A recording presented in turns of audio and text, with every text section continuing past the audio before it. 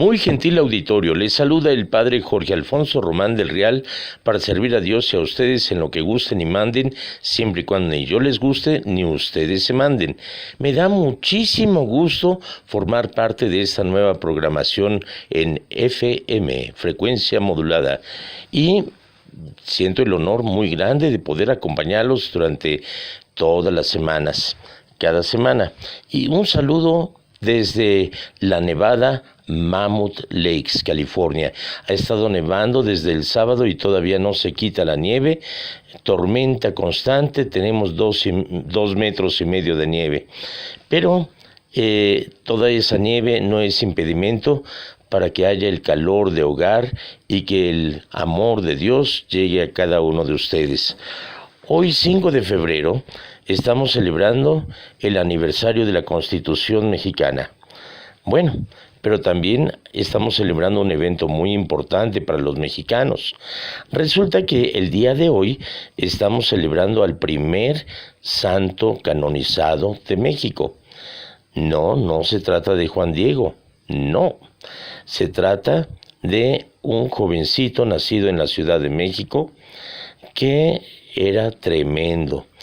Era hijo de españoles y era un niño rico. Su papá tenía varias tiendas de plata en la calle de los Plateros, que hoy en día se llama Avenida Madero, en la Ciudad de México, que está cerrada al tráfico y que es muy bonito caminar por medio de esa calle y ver todos esos edificios antiguos de la época colonial. Bueno, pues Felipe de Jesús Las Casas nació en la Ciudad de México. Fue bautizado en la Catedral Metropolitana, donde todavía se conserva la fuente bautismal en la que él fue bautizado. Resulta que Felipe de Jesús era un niño muy inquieto y su papá no encontraba la forma de cómo controlarlo. Finalmente se le mandó al monasterio de Puebla, donde se encontraba el beato Sebastián de Aparicio. Y su mamá comentó, ahora sí, Felipe va en camino a la santidad. Tenían una sirvienta negra que comentaba, Felipillo santo, señora, primero esta higuera que está seca, da fruto, a que sea un santo.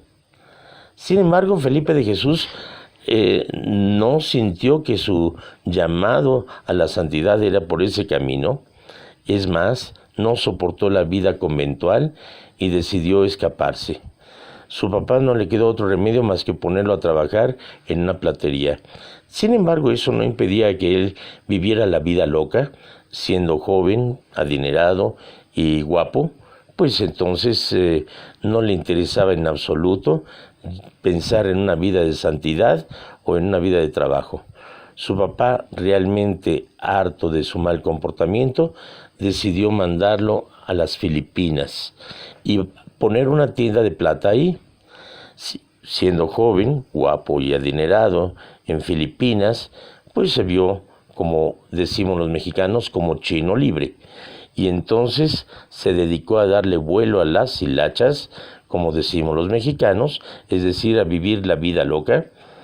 Y un día en una parranda acabó tan mal que no supo ni dónde pasó la noche. Cuando se despertó fue debido al fuerte ruido del campanario de las gradas de la iglesia donde él estaba dormido, que llegó tan borracho que dijo, ay Señor, si en la borrachera te ofendí, en la cruda me sales debiendo. En ese momento se dio cuenta que toda su vida de parranda no le dejaba sino malestares y dolores de cabeza. Y decidió entrar a ese templo en Manila. Y pudo hablar con un sacerdote y decidió entrar a la orden franciscana. Pasó el tiempo y se dedicó con toda seriedad a aplicarse a sus estudios. Se distinguió por toda esa vida de santidad, de humildad. Siendo rico se despojó de todo y vivió como un verdadero pobre dentro de la comunidad de los franciscanos. Llegado el momento de su ordenación, él ya era diácono. Recordemos que en aquel entonces, estamos hablando de 1597, no había obispo en Filipinas, porque Filipinas pertenecía a la diócesis de México. Por lo tanto, el obispo de México era el que lo debería de ordenar. Sin embargo, eran muy grandes las distancias, así que en la comunidad decidieron mandarlo a la Ciudad de México, donde sería ordenado presbítero, en compañía de sus papás y de sus familiares y de sus muchos amigos que él tenía en la Ciudad de México. Sin embargo, se embarcó en ese barco que se llamaba San Felipe, gran coincidencia, y le acompañaban algunos otros frailes mexicanos, otros filipinos, y se dirigía a la Ciudad de México. Sin embargo, hubo una tormenta tan fuerte que el barco zozobró y fue a naufragar en las costas de Japón. En Japón le dio mucho gusto encontrarse con otros misioneros mexicanos, españoles y filipinos, jesuitas y franciscanos, y se unió con ellos a la misión de catequizar, lo cual le era muy grato porque él deseaba ser misionero y entregarse al Señor sirviéndole como misionero. En Japón había estado antes un jesuita, San Francisco Javier, que dedicó su vida a evangelizar China y Japón.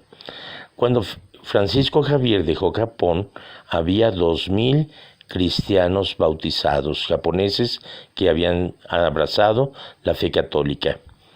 Y todo iba muy bien.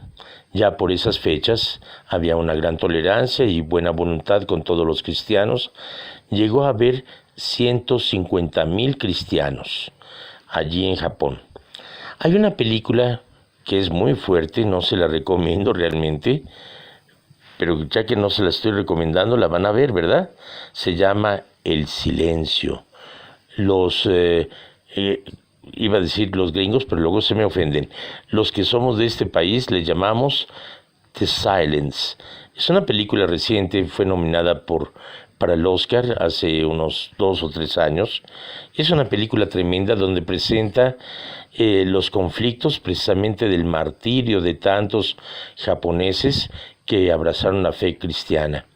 Y en un principio el emperador quería que todos los misioneros fueran expulsados y si no se iban entonces serían crucificados, torturados y asesinados. Pero era un motivo de alegría para los misioneros el morir por Cristo. Entonces esto alentaba más a los japoneses a seguir la fe católica ante tan gran ejemplo de esos mártires. Entonces se cambió la táctica. No va a ser a los misioneros a los que vamos a sacrificar, sino más bien a los japoneses que se conviertan al catolicismo. Y a los sacerdotes y a los misioneros les decían, mira, eso está pasando por tu causa, tú renuncia a tu Dios, di que no es cierto, que es una mentira y les perdonamos la vida. Y muchos se sentían culpables, pero se les olvidaba ese buen ejemplo de esa mamá judía que alentó a sus hijos a morir en el horno, sacrificados uno por uno, antes que renunciar a la fe. Hay una película mexicana que también le recomiendo, que habla precisamente de la persecución que hubo contra los cristianos el siglo pasado por órdenes del presidente Plutarco Elías Calles. Y surge el ejemplo ahí de José Sánchez del Río, un jovencito de 12 años que lo torturaron, lo amenazaron, lo llevaron ante su madre para sacrificarlo. Él decía, mira, ¿no ves a tu pobre madre sufriendo por ti? Renuncia, di viva Calles y te dejamos ir. Y él decía, viva Cristo Rey. Y aún su mamá le daba ánimos diciendo, fortaleza, hijo. Y no renunció a su fe y murió siendo mártir. Bueno, pues este es el ejemplo de estos mártires, que antes que renunciar a la fe, es mejor morir a este mundo para ganar la vida eterna. O como decía un compañero mío, antes muerto que perder la vida. Antes muerto a este mundo que perder la vida eterna. Entonces es un ánimo. Miren, morir una vez es muy fácil.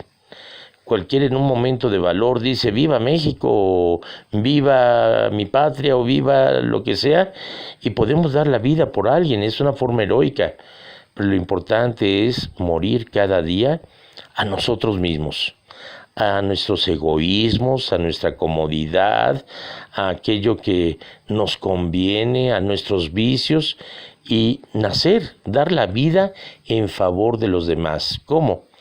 Pues hombre, tengo cansancio, tengo flojera, pero mi esposa quiere que la acompañe a visitar a la tía Filemona. Pues ándale, pues te acompaño con mucho gusto. No, pues yo tenía deseos de ir al cine, pero mi marido llegó muy cansado y que quiere ver el fútbol. Pues le voy a preparar unas botanitas y un refresco ahí para que vea el fútbol. Y es más, hasta lo voy a acompañar.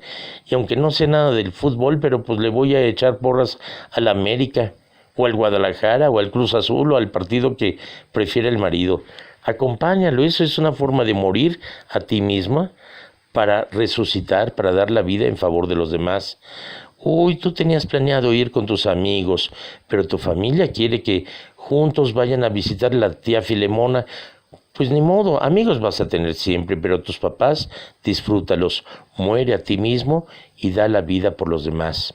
Felipe de Jesús, al igual que 25 mártires más, dio la vida por Cristo, entre ellos un japonés convertido que es San Pablo Miki, y otros compañeros mártires. Bueno, pues Felipe de Jesús escribió una carta a México, a sus papás, el día antes de su ejecución, el 4 de febrero de 1597. Y escribió de esta manera: queridos padres y amigos, la noche pasa rápida. Mañana moriré ejecutado en la cruz, pero no tengo miedo. Mi pensamiento vuela a ustedes y a mi patria querida. Ahora que estoy a punto de recibir el bautismo de sangre, recuerdo que fui bautizado en la Catedral de México y las veces que asistí a misa en San Francisco de Plateros. Lamento los años que perdí buscando mis apetitos, egoísta y disipado. Bendito sea Dios que vino en mi ayuda y comprendí que no valía la pena vivir para eso. Quise ser misionero, pero ahora Dios me premia antes del trabajo, concediéndome dar mi vida para probar mi amor. Lamento no haber vuelto a México, aun cuando apenas fuese un día, pero volveré. Estoy cierto de que volveré para decirles a todos que la verdadera vida por la que vale la pena vivir es la vida eterna.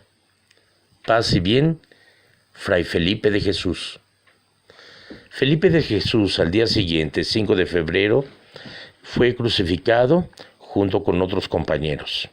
La forma de la cruz era un tanto especial. Había una argolla que se les ponía en la garganta hacia la cruz. Y como Felipe de Jesús era medio chaparrito, no alcanzaba a poner los pies en la base de la cruz. Entonces se estaba ahogando y lo único que pudo gritar 3 veces fue Jesús, María. Y finalmente a las 3 de la tarde, tiempo de Japón, lo mataron, lo sacrificaron, al igual que sus compañeros, cruzando 2 lanzas que pasaban por su costado y salían por los hombros. En ese momento la sirvienta salió al huerto y se dio cuenta que la higuera estaba llena de higos, aquella higuera seca, y empezó a gritar, Felipillo es santo, Felipillo es santo. Y ese fue el primer milagro de Felipe de Jesús, de las casas, que es San Felipe de Jesús. Un gran ejemplo a seguir, ojalá y que sepamos imitar su ejemplo de dejar las cosas vanas y aprender que la única vida por la que vale la pena morir es la vida eterna. Y más que morir, hay que vivir. La única vida por la que vale la pena vivir en este mundo es la vida eterna. Ha sido un gusto enorme estar con ustedes este día, que lo disfruten mucho y que sean tan felices y tan santos como San Felipe de Jesús. Que Dios los bendiga y los acompañe. Se despide su servidor y amigo, el padre Jorge Alfonso Román del Real. Dios les bendiga.